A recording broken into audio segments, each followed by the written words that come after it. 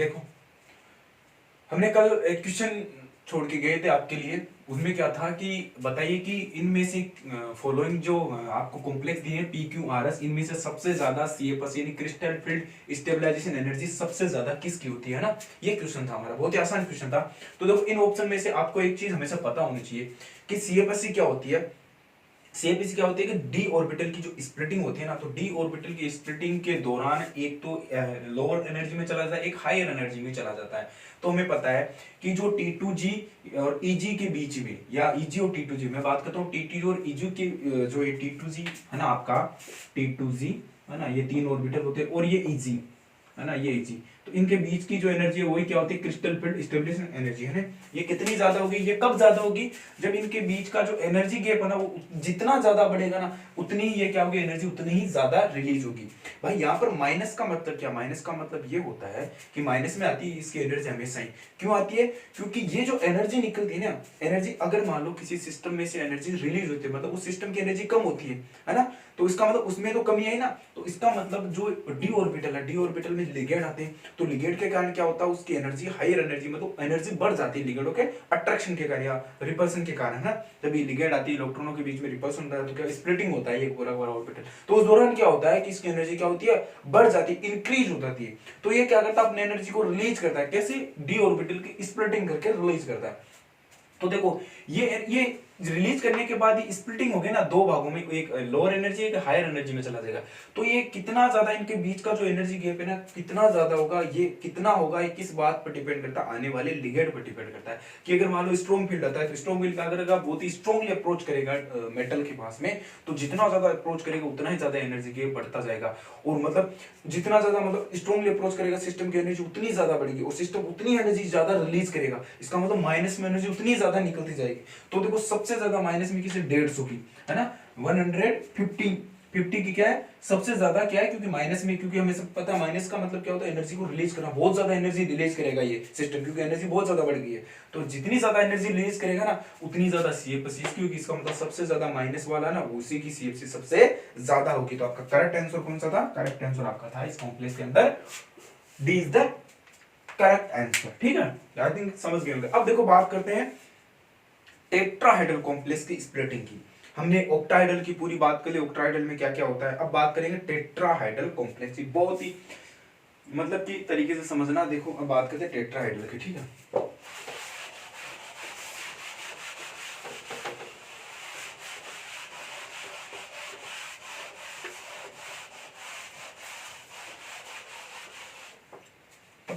तो देखो, सीधा ही बात कर लेते हैं, CFSCO टेट्राहेड्रल कॉम्प्लेक्सेस, ठीक है। टेट्राहेड्रल कॉम्प्लेक्सेस की हम बात करते हैं। हमने ऑक्टाहेड्रल में बात की थी, बड़े ध्यान से समझना। ऑक्टाहेड्रल में क्या होता है, हमने कहा था कि जो T2G ऑर्बिटल उसकी लोअर एनर्जी में चला जाता है, और EG ऑर्बिटल हायर एनर्जी में चला जाता है। लेकिन टेट्राहेड्रल में क्या होता है, इसका अपोजिट होता है, यानी EG जो होता है वो लोअर एनर्जी में जाता है, और T2G क्या है, हायर एनर्जी में जाता है। ऐसा क्यों होता है, तो सबसे पहले इस चीज को समझने के लिए हमें यह पता होना चाहिए कि टेट्राहेड्रल आखिर बनता कैसे है, टेट्राहेड्रल होता क्या है। तो हमें पता है, जब हम मीथेन की बात करते हैं, ये इसकी शेप क्या होती है, इसमें कौन सा हाइब्रिडाइजेशन होता है, sp3, और स्ट्रक्चर इसकी शेप क्या होती है, टेट्राहेड्रल इसकी ज्योमेट्री होती है। तो टेट्राहेड्रल देखो हम कैसे बनाते हैं, हमें पता है कि इसमें दो हाइड्रोजन क्या रहते हैं, प्लेन के अंदर मौजूद रहते हैं, और दो हाइड्रोजन, एक तो रहता है वेज के ऊपर, है ना, और एक रहता है डेस के ऊपर, है ना। दोनों हाइड्रोजन कैसे रहता है, अब देखो ये प्लेन का मतलब, जैसे ये मेरा बोर्ड है, व्हाइट बोर्ड है, इसमें ये दोनों हाइड्रोजन तो क्या इसी प्लेन में, और ये हाइड्रोजन बेस वाला इस बोर्ड के पीछे है, और ये जस्ट आपकी ओर है ना, ये जस्ट क्या है, आपकी ओर है, ये तो पीछे की ओर है और ये आपकी ओर है ना। इस तरह से होता है टेट्राहेड्रल स्ट्रक्चर, है ना। तो समझ गए होंगे आखिर। अब देखो, हम क्या करते हैं कि इस टेट्राहेड्रल को एक क्यूब के समान मानते हैं। एक क्या मानते हैं, क्यूब के समान मानते हैं। जैसे मान लीजिए एक हमारे पास क्यूब है ना, ये मान लीजिए एक क्यूब बना रहा हूं मैं, है ना।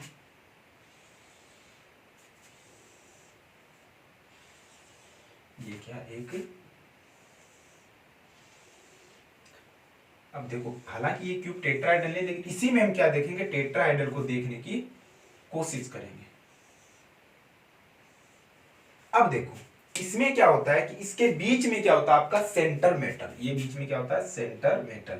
और देखो हो सकता है टेट्राहेड्रल में, देखो अगर हम बात करें टेट्राहेड्रल में क्या होता है कि जैसे मान लो मैंने आपके मेथिल की बात करी, मेथेन की बात की, CH4 की बात करी, उसमें देखो दो हाइड्रोजन तो मान लो ये प्लेन में हो गए है ना, दो हाइड्रोजन कैसे हो गए, ये प्लेन में हो गए, और दो हाइड्रोजन क्या होते हैं सामने वाले ऐसे होते हैं, दो तो ऐसे प्लेन में और दो ऐसे होते हैं, ठीक है, ऐसे दो ऐसे बिल्कुल देखो ऐसे ऐसे ऐसे, और दो क्या होते हैं बिल्कुल ऐसे होते हैं, दोनों हाइड्रोजन इस तरह से होते हैं, ठीक है। तो देखो मैं उन हाइड्रोजन को, मैं एक तो ये हाइड्रोजन रिप्रेजेंट कर रहा हूँ, एक ये हाइड्रोजन, तो टेट्राहेड्रल की मैं सेफ रिप्रेजेंट कर रहा हूँ इसके अंदर है ना, और दूसरा मैं यहाँ एक यहाँ पर एटम और एक यहाँ पर एटम है, इस तरह से इसकी क्यूमिन लाइक, एक तरह क्यूमिन पढ़ते हैं ना, क्यूमिन लाइक शेप है ना। तो देखो ये क्या आपका क्यूब है,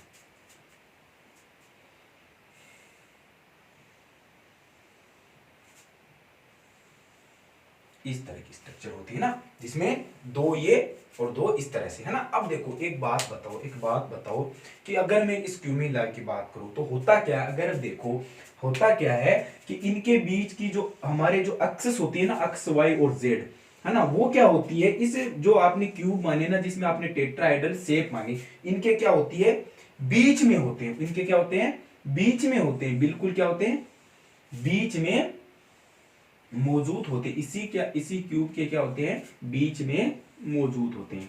कौन से, जो आपके कोऑर्डिनेशन है ना एक्स वाई जेड, वो क्या होते हैं इसी क्यूबिन के बीच में। यानी अगर मैं बात करूं यहां से, ये तो जेड हो गया, ये आपका क्या हो गया एक्स हो गया, और ये आपका क्या हो गया वाई हो गया है ना, ये तीनों एक्सेस हो गए।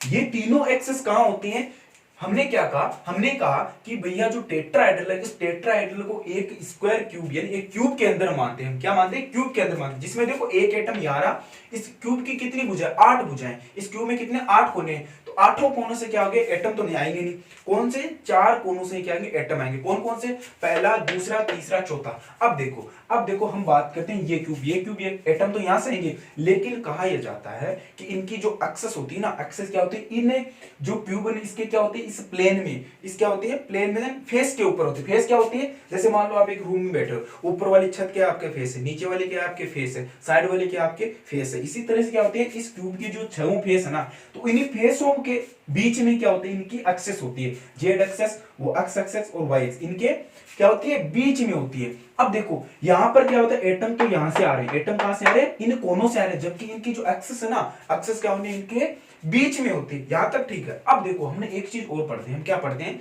कि जो T2G ऑर्बिटल होता है, जिसमें 3 d ऑर्बिटल होते हैं, dxy dxz dyz, 3 ऑर्बिटल होते हैं। और हमने ये भी कहा था कि इन तीनों ऑर्बिटल की जो लोब होती है ना, वो क्या होती है इन एक्सिस के बीच में होती है, क्या होती है, जैसे मान लीजिए ये एक्सिस है, मैं एक ही बता रहा हूं, जैसे मैं बात करता हूं एक्स और जेड एक्सिस की, तो देख क्या होता है कि इनकी तीनों लोब क्या होती है इनके बीच में मौजूद होती है, इनके क्या होती है बीच में मौजूद होती है, कौन से T2G के अंदर, dxy dxz dxy dyz और dxz है ना, जो भी होती है इन तीनों की लोब क्या होती है इन एक्सेस के क्या होती है इन एक्सेस के बीच में मौजूद होती है, ये होती है ठीक है।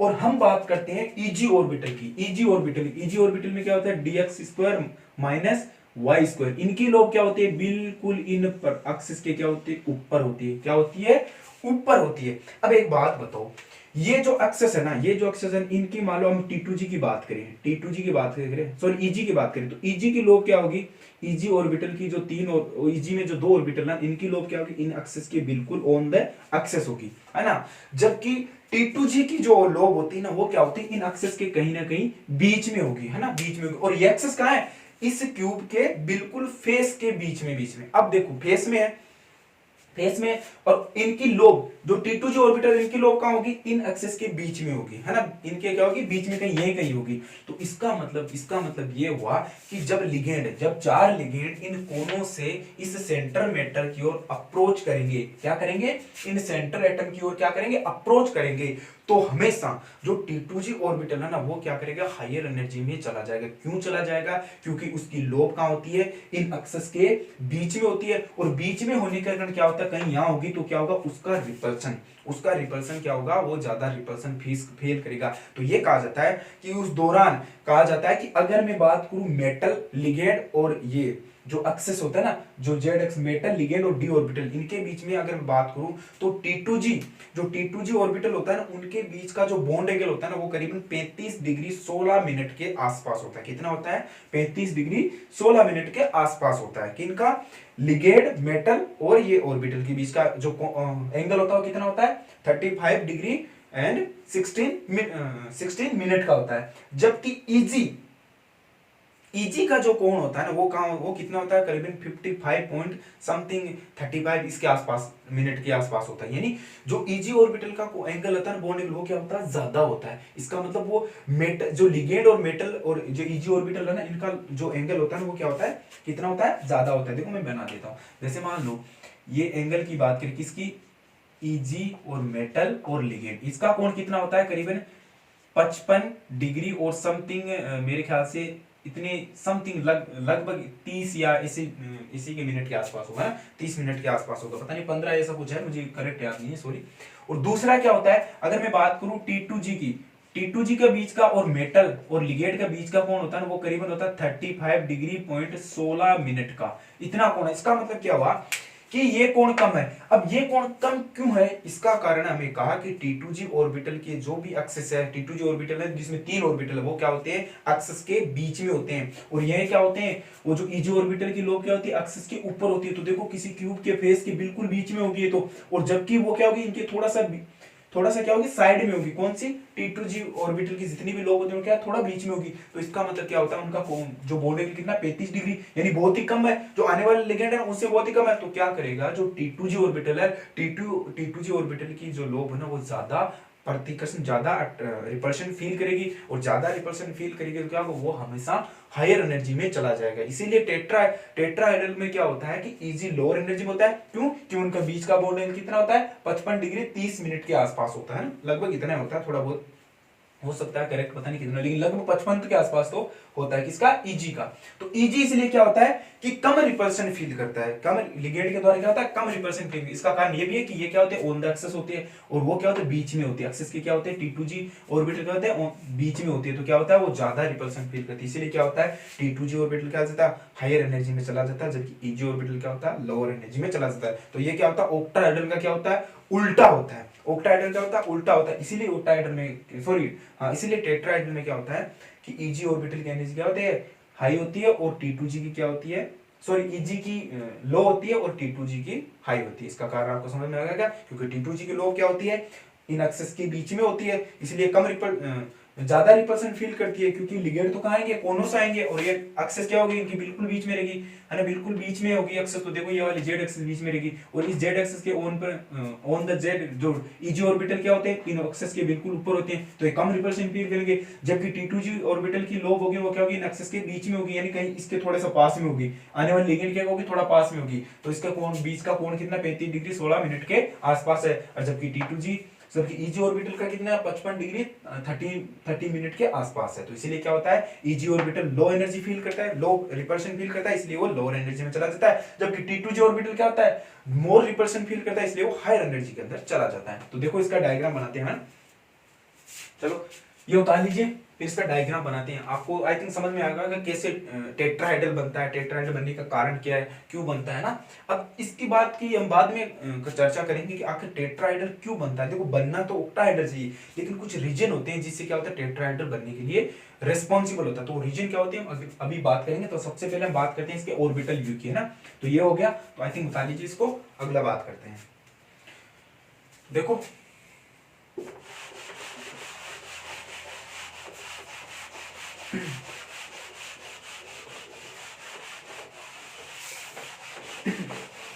अब देखो, अब हम बात करते हैं इसके ऑर्बिटल की। तो हमें पता है कि हमेशा जब लिगेंड नहीं आते हैं तो हमेशा जो डी ऑर्बिटल होता है अपनी क्या होती है? डीजेनरेट फॉर्म में रहता है। बिल्कुल क्या रहता है? डीजेनरेट फॉर्म में, एक तो तीन, डीजेनरेट फॉर्म में रहता है। यानी ये अपने क्या है?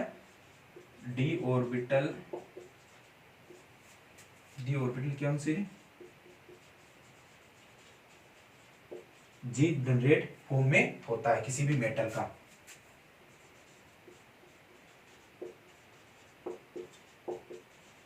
किसी सेंटर एटम का डी ऑर्बिटल क्या है, एक डीजेनरेट फॉर्म में रहता है। जैसे ही इसके पास लिगेंड है, जैसे ही यानी फार क्रिस्टल फील्ड, फार क्रिस्टल फील्ड क्या हुआ, ये हल्का सा अपनी एनर्जी को क्या करेगा, इंक्रीज करेगा। लेकिन फार क्रिस्टल फील्ड में क्या होता है, हमें पता है कि लिगेंड की सभी दिशाओं से क्या समान फील्ड ये डी ऑर्बिटल क्या करता है, फील करता है ना। तो इसको बोल सकते हैं हम DSSF यानी spherical symmetric field, spherical symmetric field बोला जाता है। अब जैसे ही लिगेंड टेट्राहेड्रल में बनेंगे, इसकी स्प्लिटिंग हो जाएगी दो भागों में। कौन कौन से, सबसे लोअर एनर्जी में कौन सा चला जाएगा, EG ऑर्बिटल, क्या चला जाएगा, EG ऑर्बिटल।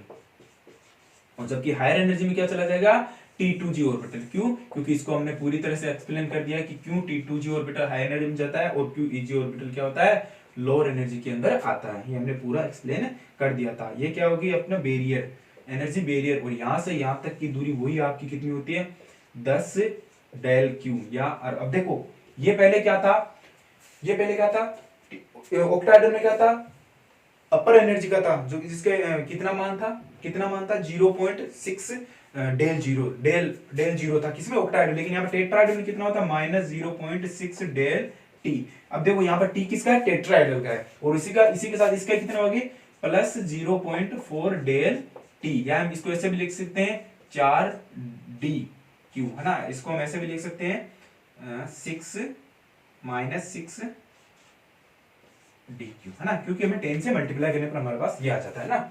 ये आ गया होगा, इसकी माइनस में चली जाती है और इसकी प्लस में एनर्जी चली जाती है। अब देखो यहाँ एक चीज है, ऑक्टाहेड्रल में देखो अगर हम बात करें, इसको हम क्या बोलते हैं, क्रिस्टल फील्ड स्टेबलाइजर एनर्जी बोलते हैं। यानी इसकी जो एनर्जी गैप जो होता है ना, किसमें, टेट्राहेड्रल के अंदर जो एनर्जी गैप होता है ना, TEG और T2G के बीच का, वो एनर्जी गैप ऑक्टाहेड्रल के एनर्जी गैप से हमेशा ही कम होता है। क्या होता है, हमेशा ही कम होता है। किसका, टेट्राहेड्रल का जो ये EG और T2G ऑर्बिटल का जो एनर्जी गैप होता है ना, ये हमेशा ही क्या होता है, ऑक्टाहेड्रल के एनर्जी गैप से क्या होता है, कम होता है। और इसका कारण क्या है कि इसका जो एनर्जी गैप है ना वो कम होता है। अब देखो ऑक्टाहेड्रल में क्या होता है, ऑक्टाहेड्रल में क्या होता है कि इसका जो एनर्जी गैप होता है ना, जैसे मान लो इसके डी ऑर्बिटल की स्प्लिटिंग होगी, तो डी ऑर्बिटल की स्प्लिटिंग होगी, तो देखो इनके बीच में हमें पता है कि नीचे की ओर कौन सा आएगा, T2G आएगा, नीचे को क्या आएगा, टेट्राहेड्रल में क्या आ गया, T2G आएगा, क्या आएगा, T2G। जबकि ऊपर की ओर क्या जाएगा, EG। ये हमने पिछले वीडियो में एक्सप्लेन कर चुके हैं कि क्यों ऐसा होता है ना,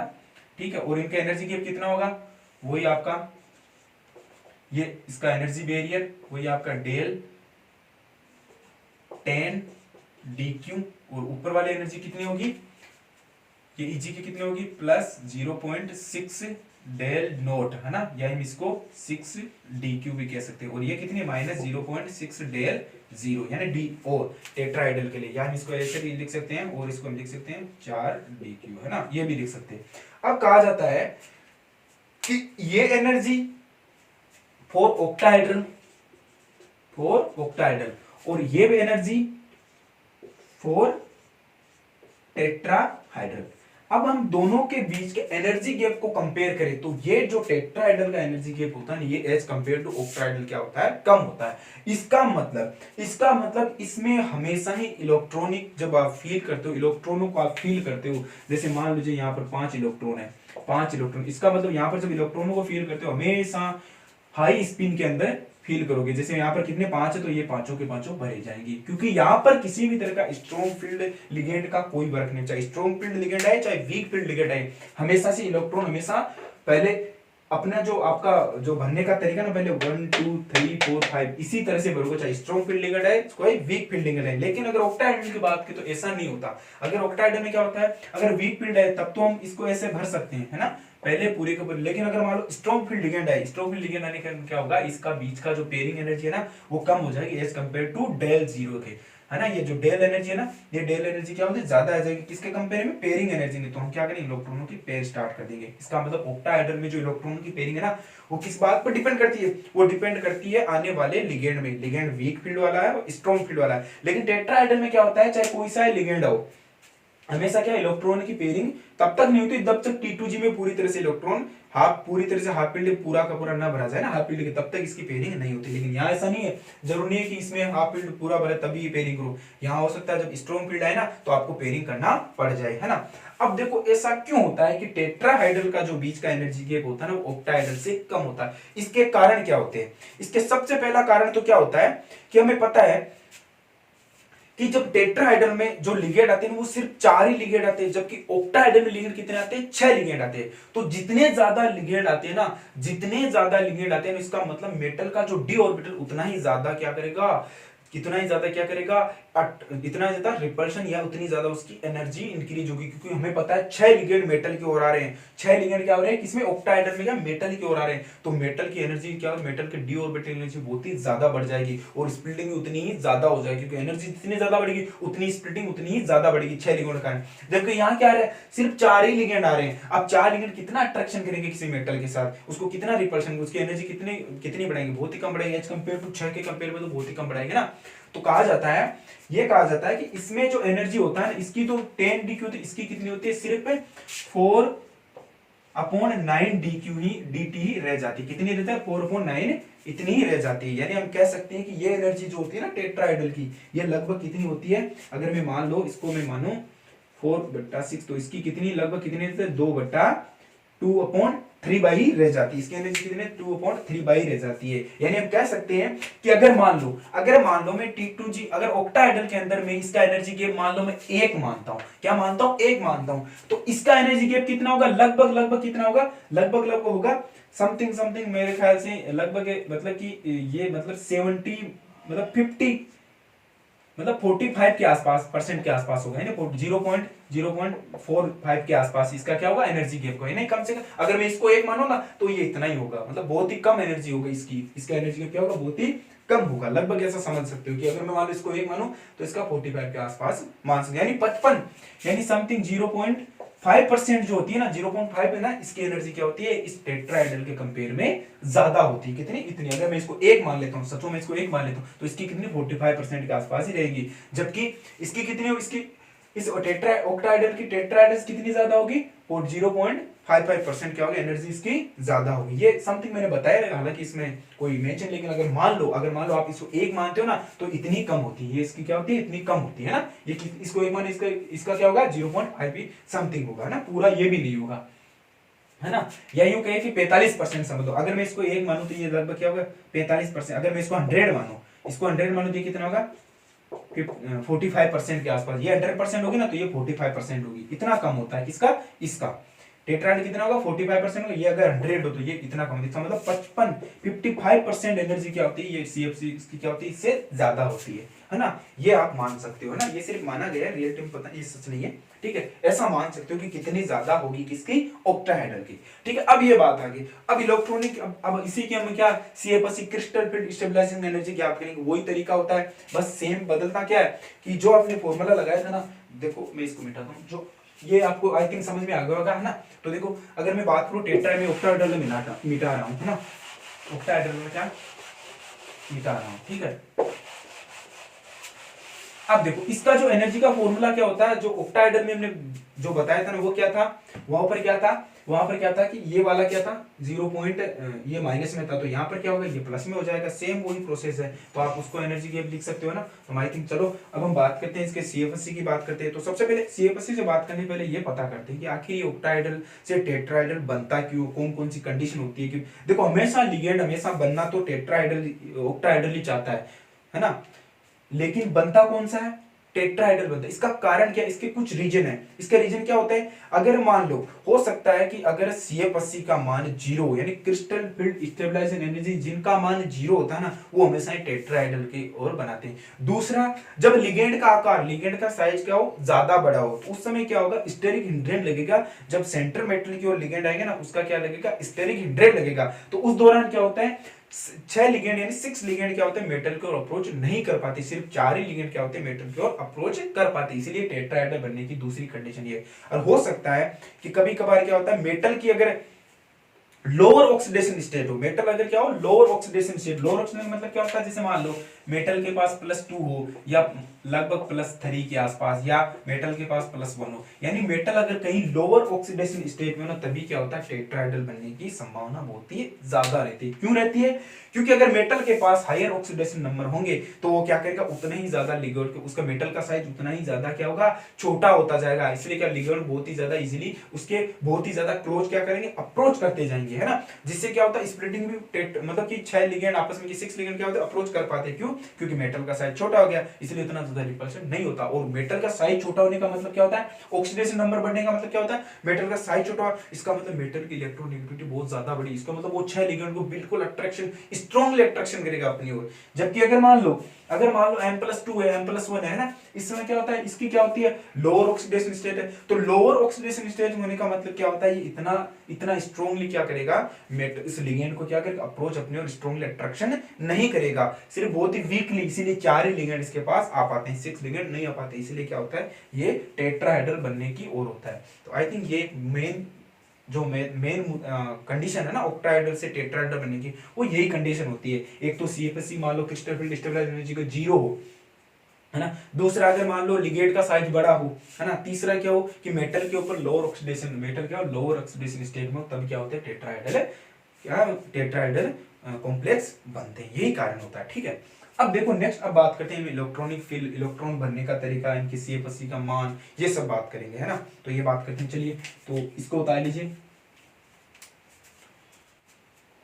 अब देखो, अब हम बात करते हैं कि टेट्राहेड्रल कॉम्प्लेक्स के अंदर इसका क्रिस्टल फील्ड स्टेबलाइजेशन एनर्जी का कैसे निकालते हैं। तो हमारे पास एक फॉर्मूला होता है जो CFC, देखो यहाँ पर जो टेट्राहेड्रल में ये था माइनस में, लेकिन यहाँ पे क्या सारा का सारा उल्टा हो गया।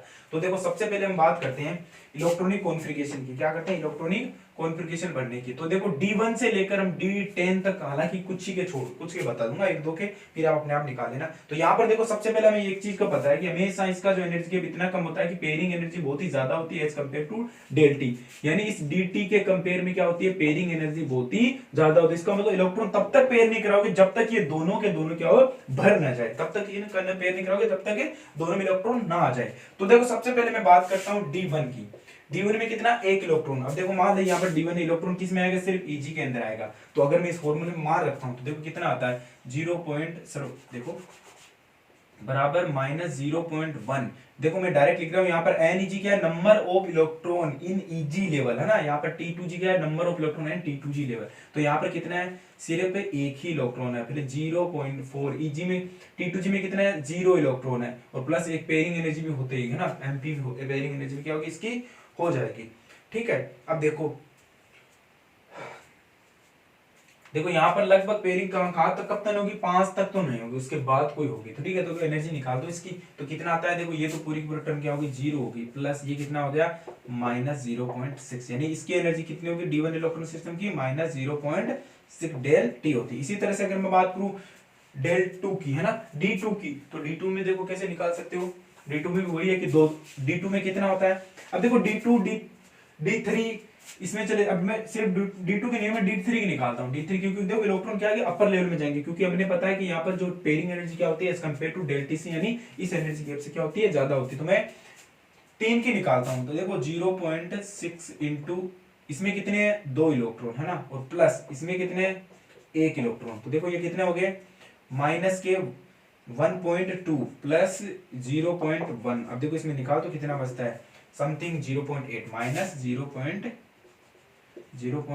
डेल्टा किसके, D3 की। इसीलिए D4, इसी तरह से D5, D6, D7, D8, D9 सबके लिए ऐसे एनर्जी लेवल आप निकाल दोगे, है ना। बहुत ही आसान क्वेश्चन है ना, ठीक है। तो आज के लिए इतने। अब देखो आने वाला जो वीडियो होगा ना, वो बहुत ही एक इंटरेस्टिंग वीडियो का, स्क्वायर प्लेनर कॉम्प्लेक्स कैसे बनते हैं, क्यों बनते हैं, कौन से ऐसे, देखो एक चीज हमेशा ध्यान रखना, हमेशा हम देखते हैं कि जो 3D 4D 5D, तो 3D जो सीरीज वाले जो ट्रांजिशन मेटल है ना, वो दोनों तरह के बना सकते हैं, टेट्राहेड्रल बना सकते हैं और स्क्वायर प्लेनर कॉम्प्लेक्स भी बना सकते हैं, ठीक है। लेकिन 4D और 5D वाले लिगेंड जो होते हैं ना, वो टेट्राहेड्रल बहुत ही कम चांस है बनाएंगे, हो सकता है बनाए भी नहीं। हमेशा कौन सा बने, स्क्वायर प्लेनर कॉम्प्लेक्स बनाते हैं हमेशा।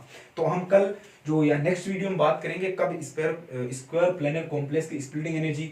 अब देखो स्क्वायर प्लेनर कॉम्प्लेक्स में एक स्ट्रक्चर आप जरूर पढ़ते होगे, हालांकि 12th तक नहीं पढ़ा, जैसे टेट्रागोनल भी है ना, होती है, टेट्रागोनल भी शेप होती है, उसकी स्प्लिटिंग किस तरह से होती है, और 3D वाला जो स्क्वायर प्लेनर है उसकी स्प्लिटिंग किस तरह से, 4D और 5D वाले की ना स्क्वायर प्लेनर कॉम्प्लेक्स है ना, उसकी स्प्लिटिंग किस तरह से होती है। ध्यान रखना, ये भी एक एनर्जी का एक ऑर्डर होता है। सबसे कम एनर्जी किसकी होती है, टेट्राहेड्रल, उसके बाद ऑक्टाहेड्रल, उसके बाद स्क्वायर प्लेनर किसकी, 3D, और सबसे जो एनर्जी गैप होता है ना, सबसे ज्यादा होता है किसके, स्क्वायर प्लेनर की, 5D और 4D वाले जो स्क्वायर प्लेनर कॉम्प्लेक्स बनते हैं ना, उसकी एनर्जी गैप सबसे ज्यादा होता है।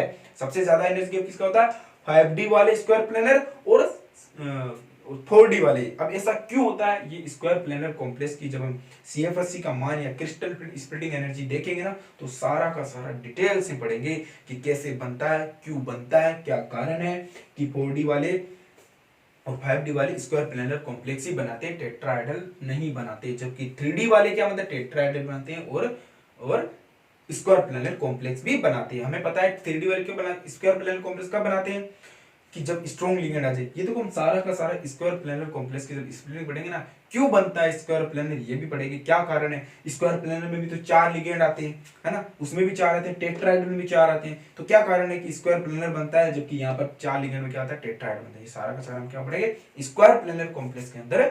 जब स्क्वायर प्लेनर कॉम्प्लेक्स की स्प्लिटिंग पढ़ेंगे ना, वहां सारा का सारा पढ़ेंगे। ठीक है, आज के लिए इतना ही। ठीक है, बता दीजिए।